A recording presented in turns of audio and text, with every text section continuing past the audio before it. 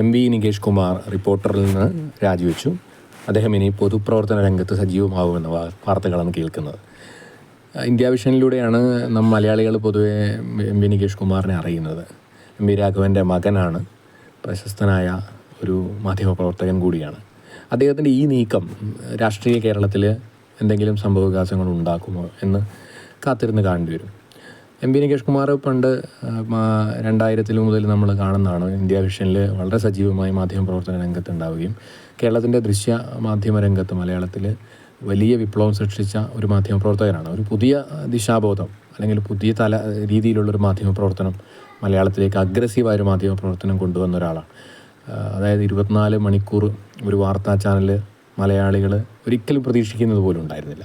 അങ്ങനെ ഒരു വിപ്ലവകരമായ മാറ്റം ഏഷ്യാനെറ്റ് പോലും ചിന്തിക്കാത്തൊരു കാര്യം കേരളത്തിൽ ചിന്തിച്ച് വിജയകരമായി നടപ്പിലാക്കുകയൊക്കെ ചെയ്തിട്ടുള്ള വലിയ കഴിവുള്ളൊരു മാധ്യമപ്രവർത്തകനാണ്. കേരളത്തിൽ ഇപ്പോൾ ഉള്ള എനിക്ക് തോന്നുന്ന എല്ലാ മാധ്യമപ്രവർത്തകരും ഒരു ഗുരുസ്ഥാനീയനായിട്ട് കാണുന്ന, അതായത് ദൃശ്യമാധ്യമ രംഗത്തുള്ള മാധ്യമപ്രവർത്തകർ ഒരു ഗുരുസ്ഥാനീയനായിട്ട് കാണുന്ന ഒരു മാധ്യമപ്രവർത്തകനാണ് എം.വി. നികേഷ് കുമാർ.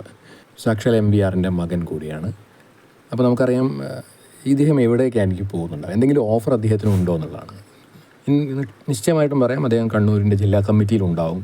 അടുത്തിടെ നമുക്ക് മനസ്സിലാക്കാൻ സാധിക്കുന്നത് അദ്ദേഹത്തെ നേരിട്ട് തന്നെ ജില്ലാ കമ്മിറ്റിയിലേക്ക് ഉൾപ്പെടുത്താനുള്ള സാധ്യതയുണ്ട്. പിന്നെ അടുത്തൊരു സാധ്യത, ജോൺ ബ്രിട്ടാസൊക്കെ പോയതുകൊണ്ട് തന്നെ കേരളത്തിൽ മാധ്യമങ്ങളുമായിട്ടുള്ള ബന്ധം ഒന്ന് ഒലിഞ്ഞിട്ടുണ്ട് LDFന്. ഒരു പരിധിവരെ എപ്പോഴും അത് കേരളത്തിലെ മാധ്യമങ്ങളും LDFും തമ്മിലുള്ള ബന്ധം എന്ന് പറയുന്നത് എപ്പോഴും വഷളായ ബന്ധമാണ്. എപ്പോഴും പരസ്പരം അടിപിടിയുള്ള അല്ലെങ്കിൽ ചളിവാരിയറുള്ള, പരസ്പരം വിമർശനങ്ങൾ ഉന്നയിക്കുന്ന, വലിയ രീതിയിൽ വിമർശനാത്മകമായിട്ട് തന്നെയാണ് കേരളത്തിലെ LDFും CPM എന്നുള്ള ബന്ധമുള്ളത്. LDFന് ഒരിക്കലും അനുകൂലമായ നിലപാടുകളും മാധ്യമങ്ങൾ വളരെ കുറച്ച് മാത്രം എടുത്തിട്ടുണ്ടാവുള്ളൂ. പ്രധാനപ്പെട്ട എല്ലാ സമയങ്ങളിലും UDF അനുകൂല നിലപാട് അല്ലെങ്കിൽ LDF വിരുദ്ധ നിലപാടാണ് കേരളത്തിലെ മാധ്യമങ്ങൾ എപ്പോഴും ചെയ്യുന്നത്. അതങ്ങനെ തന്നെയാണ്. അപ്പോൾ അത് ഒരു രീതിയിൽ ആ വിടവ് ഒഴിവാക്കാൻ, മാധ്യമങ്ങളും LDFും തമ്മിലുള്ളൊരു വിടവ് പരമാവധി ഒഴിവാക്കാൻ, ഗവൺമെൻറ്റും തമ്മിലുള്ളൊരു വിടവ് ഒഴിവാക്കാൻ വേണ്ടി അദ്ദേഹത്തെ മാധ്യമ ഉപദേഷ്ടാവായിട്ട് ഒരു പ്രിൻസിപ്പൽ സെക്രട്ടറി അല്ലെങ്കിൽ ഒരു പ്രൈവറ്റ് സെക്രട്ടറി എന്ന രീതിയിലൊക്കെ ഉൾപ്പെടുത്താനുള്ള സാധ്യതയുണ്ട്. ഗവൺമെൻറ്റിൻ്റെ ഭാഗമാക്കാനുള്ള സാധ്യതയുണ്ട്. അത് തന്നെയായിരിക്കും മിക്കവാറും. ജോൺ ബ്രിട്ടാസൊക്കെ പോയ ഒഴിവിലേക്ക് അത്ര തന്നെ പരിണിതപ്രജ്ഞനായ ഒരു നേതാവ് ഒരാളെ കൊണ്ടുവരുമ്പോൾ, അതായത് എല്ലാ മാധ്യമങ്ങളുമായിട്ട് നല്ല ബന്ധമുള്ള, മാധ്യമപ്രവർത്തകരായിട്ട് ബന്ധമുള്ള ഒരാളെ കൊണ്ടുവരുമ്പോൾ ഗുണം എന്ന് പറയുന്നത് അതാണ്. അതുതന്നെയായിരിക്കും LDF മുന്നിൽ കാണുന്നുണ്ടാവും. ഒന്നുമില്ല, 0-ലാണ് സ്റ്റാർട്ട് ചെയ്യുന്നതൊക്കെ പറയുന്നത് വെറുതെയാണ്. അദ്ദേഹത്തിന് ഒരു ഓഫർ ഉണ്ടാവുന്നുള്ള. കണ്ണൂരിലെ ഏതെങ്കിലും മണ്ഡലത്തിൽ മത്സരിക്കുമോ എന്നുള്ളത് എനിക്ക് തോന്നുന്നില്ല. കാരണം കണ്ണൂരിലെ അഴീക്കോട് പോലെ വലിയ മത്സരം കാഴ്ചവെച്ചാണ് അഴീക്കോട് ഒരിക്കലും പണ്ട് LDFൻ്റെ കോട്ടയാണെങ്കിലും പിന്നീട് ഡീലിമിറ്റേഷന് ശേഷം അഴീക്കോട് UDFന് അനുകൂലമായൊരു മണ്ഡലമായി മാറുകയായിരുന്നു.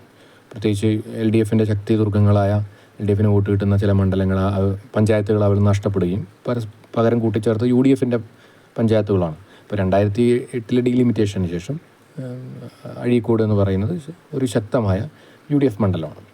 അല്ലെങ്കിൽ LDFനും UDFനും ഒരുപോലെ സാധ്യതയുള്ള മണ്ഡലമാണ്. പണ്ട് ശക്തമായ LDF മണ്ഡലമായിരുന്നു. അവിടെ വളരെ ശക്തമായ മത്സരം, KM ഷാജി എന്ന ശക്തനായ ഒരു സ്ഥാനാർത്ഥിയോട് നല്ല മത്സരം കാഴ്ചവെച്ചൊരു വ്യക്തി കൂടിയാണ്. ആദ്യം KM ഷാജി 500 വോട്ടിനാണ് പ്രകാശ് മാഷോട് സിറ്റിംഗ് MLA ജയിക്കുന്നത്. പക്ഷേ ഇത്തവണ നമുക്ക് മനസ്സിലാക്കാൻ KM ഷാജിയെ സംബന്ധിച്ചിടത്തോളം അദ്ദേഹവും KM ഷാജിയും തമ്മിൽ മത്സരം വളരെ ശ്രദ്ധേയമായ മത്സരമാണ്. കിണറ്റിലിറങ്ങിയതൊക്കെ നമ്മൾ അദ്ദേഹത്തെ ഇപ്പോഴും കിണറേഷൻ എന്നൊക്കെ വിളിക്കുന്നതിൻ്റെ ഭാഗമാണ്. പക്ഷേ വലിയ മത്സരം കാഴ്ചവെക്കാൻ അദ്ദേഹത്തിന് സാധിച്ചിട്ടുണ്ട്. പക്ഷേ കഴിഞ്ഞ തവണ 2021 ആയപ്പോൾ ജനകീയനായ ഒരു MLA കൊണ്ടുവരാൻ, ജനകീയ നേതാവ് എന്ന നിലയിൽ KV സുമേഷിനെ ജില്ലാ പഞ്ചായത്ത് പ്രസിഡന്റിനെ ഇറക്കിക്കൊണ്ടാണ് LDF അതിന് തടയിട്ടത്, KM ഷാജിയുടെ വിജയത്തിന് തടയിടുന്നത്. പക്ഷെ എന്നിരുന്നാൽ കൂടി രാഷ്ട്രീയത്തിൽ അദ്ദേഹത്തിന് ഭാവിയുണ്ട് എന്ന കാര്യത്തിൽ സംശയമൊന്നുമില്ല. അദ്ദേഹത്തിൻ്റെ സംസാരം, അദ്ദേഹത്തിൻ്റെ പ്രസംഗം, പിന്നെ MVRൻ്റെ മകൻ എന്നുള്ളൊരു ഇമേജ് ഉണ്ട്. അങ്ങനെ ആ രീതിയിൽ പിന്നെ മാധ്യമപ്രവർത്തകൻ എന്നുള്ള രീതിയിലുള്ള ഇമേജൊക്കെ ഉണ്ട്. പക്ഷേ എന്നാലും കണ്ണൂർ ഒരു മണ്ഡലത്തിൽ അദ്ദേഹത്തെ സ്ഥാനാർത്ഥിയാക്കി ജയിപ്പിക്കാനൊന്നും അടുത്ത 26 തെരഞ്ഞെടുപ്പിൽ, നിയമസഭാ തെരഞ്ഞെടുപ്പിലേക്കൊന്നും അദ്ദേഹം പോകാൻ സാധ്യതയില്ല. കാരണം ഏത് മണ്ഡലമാണ്, ഒരിക്കലും അഴീക്കോട് തിരിച്ചു കൊടുക്കേണ്ട ആവശ്യമില്ല. കണ്ണൂർ മത്സരിപ്പിക്കാൻ സാധിക്കില്ല. അത് കടന്നപ്പള്ളി രാമേന്ദ്രനെയാണ്. ധർമ്മടവും പിന്നെ പിണറായിയുടെ ധർമ്മടമാണ്. പിന്നെ അല്ലെങ്കിൽ നമുക്കറിയാം മട്ടന്നൂർ ശൈല ടീച്ചറാണ് മാറേണ്ടത് 2 തവണയായി. തലശ്ശേരി മാറേണ്ടി വരും, ഷംസീർ മാറേണ്ടി വരും, 2 തവണയായി. ഇവരെയൊന്നും മാറ്റിയിട്ട് ഈ നികേഷ് കുമാറിനെ പരിഗണിക്കാൻ ഒരു സാധ്യതയും കാണുന്നില്ല. അതുകൊണ്ട് തന്നെ അദ്ദേഹത്തിനൊരു നിയമസഭാ രീതിയിലുള്ള ഒരു സാധ്യതയുമില്ല. രാജ്യസഭയിലേക്ക് ഒരിക്കലും ഉണ്ടാവില്ല. കാരണം ഓൾറെഡി ഒരു മാധ്യമപ്രവർത്തകൻ രാജ്യസഭയിൽ ഉണ്ടാകും.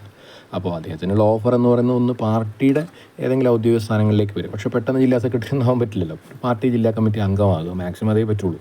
പിന്നെ കിട്ടാവുന്നൊരു മുഖ്യമന്ത്രിയുടെ പേഴ്സണൽ സ്റ്റാഫിലേക്ക്, അതായത് ഉദ്ദേശിക്കുന്നത് അദ്ദേഹത്തിൻ്റെ മാധ്യമ ഉപദേഷ്ടാവ് അല്ലെങ്കിൽ പ്രസ്സുമായിട്ട് ബന്ധപ്പെടുന്ന പ്രസ് സെക്രട്ടറി പോലുള്ള ഏതെങ്കിലും പോസ്റ്റിലേക്ക് അദ്ദേഹത്തെ പരിഗണിക്കാനാണ് സാധ്യത.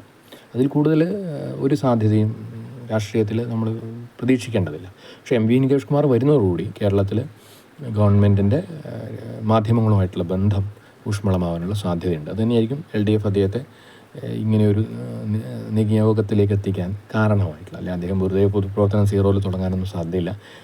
വലിയ ബുദ്ധിയുള്ള അല്ലെങ്കിൽ നല്ല രീതിയിൽ ബുദ്ധിയുള്ള ഒരു നേതാവ് കൂടിയാണ് ഈ എം വി നികേഷ് കുമാർ എന്നുള്ളത്. അതുകൊണ്ട് തന്നെ അദ്ദേഹത്തെ നമുക്ക് കേരളത്തിലെ രാഷ്ട്രീയ മേഖലയിൽ ഇനി കാണാൻ സാധിക്കും. പക്ഷേ ഒരു തെരഞ്ഞെടുപ്പ് മത്സരത്തിലൊന്നും കാണാൻ സാധ്യത വളരെ കുറവാണ്.